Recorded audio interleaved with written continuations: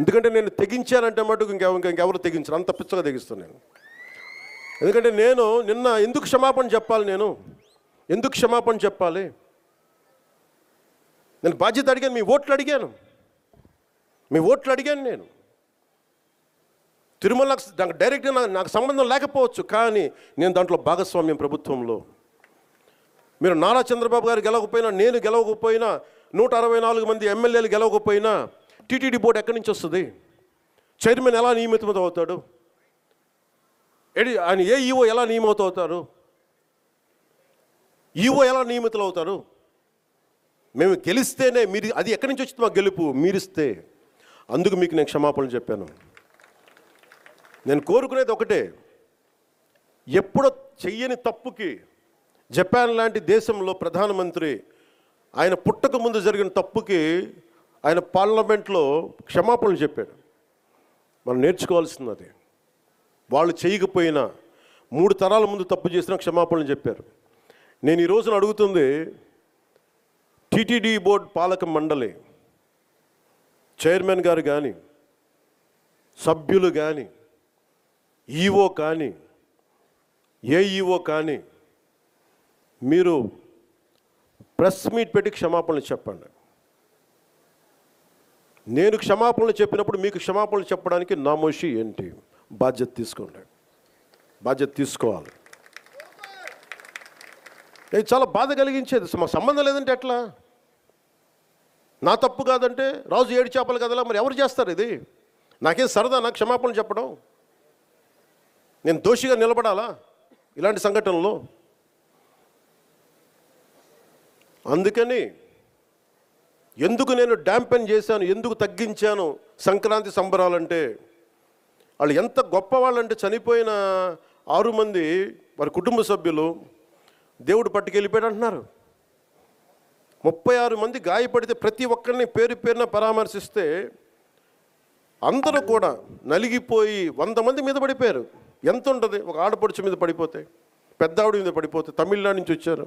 ఎలా ఉందమ్మా మీకంటే, కడవలు పాత్రికాంగ అయ్యా, కడవలు వెళ్ళి దేవుడు బయటికి తీసుకొచ్చాడు మమ్మల్ని అంటా ఉన్నారు.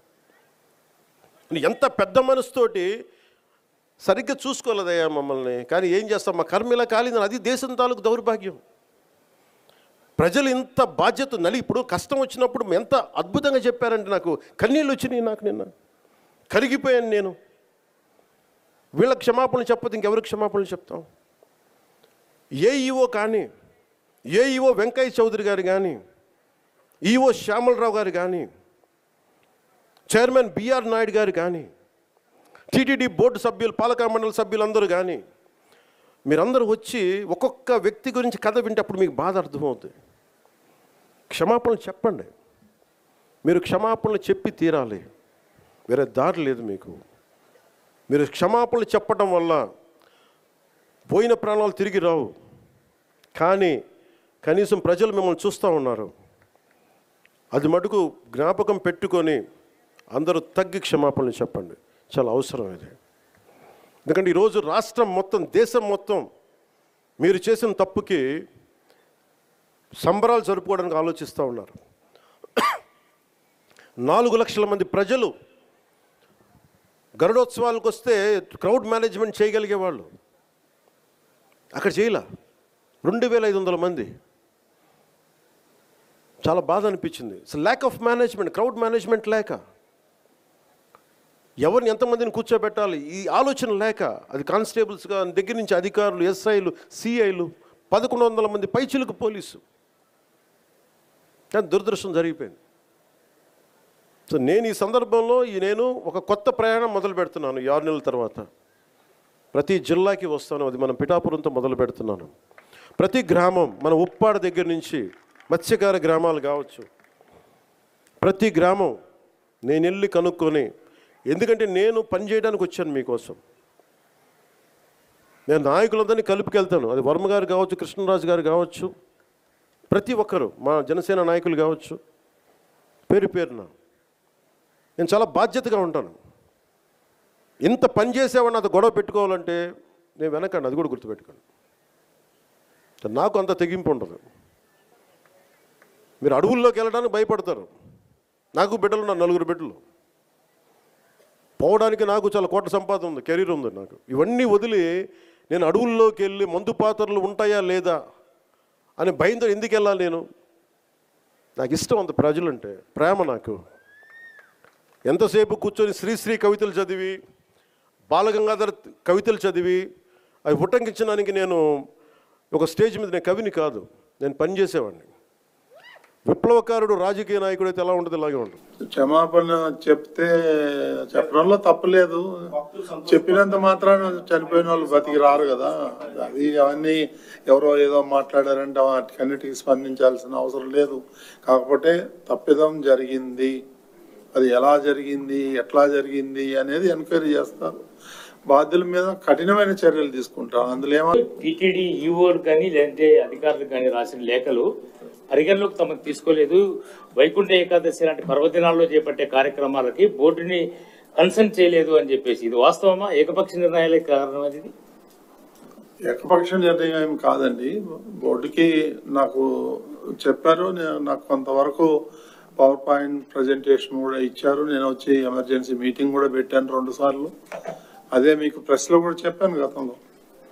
కొంతమంది బోర్డు మెంబర్లు చాలా స్పష్టమైన ఆరోపణలు చేస్తున్నది. నేను ముఖ్యమంత్రి కూడా ఫిర్యాదు చేశారు, బోర్డు సభ్యులను పరిగణలోకి తీసుకోలేదు ఇలాంటి ఈవెంట్ జరిగినప్పుడు, శుభకార్యాలు జరిగినప్పుడు అనేది. అలా ఏం లేదండి, అందరికి చెప్తున్నాం మేము. సార్, డిప్యూటీ సీఎం గారు కూడా అధికారుల మధ్య సమన్వయాలు అదే ఎంక్వైరీ తీరుతుంది కదా. మేము ఎట్లా చెప్తాం?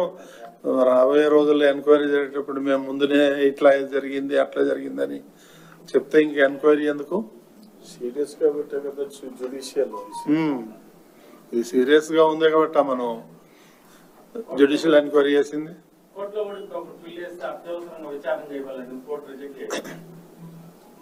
చూద్దామండి, దాన్ని చూద్దామండి.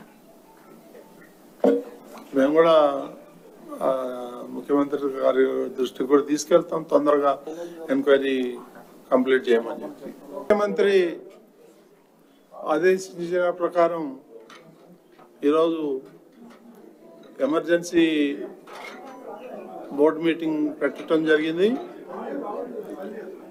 మరి ఏదైతే నిన్న ప్రెస్లో అనౌన్స్ చేశారో దాన్ని లాంఛనంగా బోర్డులో పెట్టి వారు చెప్పినవన్నీ కూడా ఆమోదించడం జరిగింది. ఇది ఎలాబరేట్గా చెప్పాలంటే 6 మంది చనిపోయారు. బహుశా ఆ లిస్టు ఈరోజు ప్రెస్లో కూడా వచ్చింది, మీ అందరికి కూడా తెలుసు.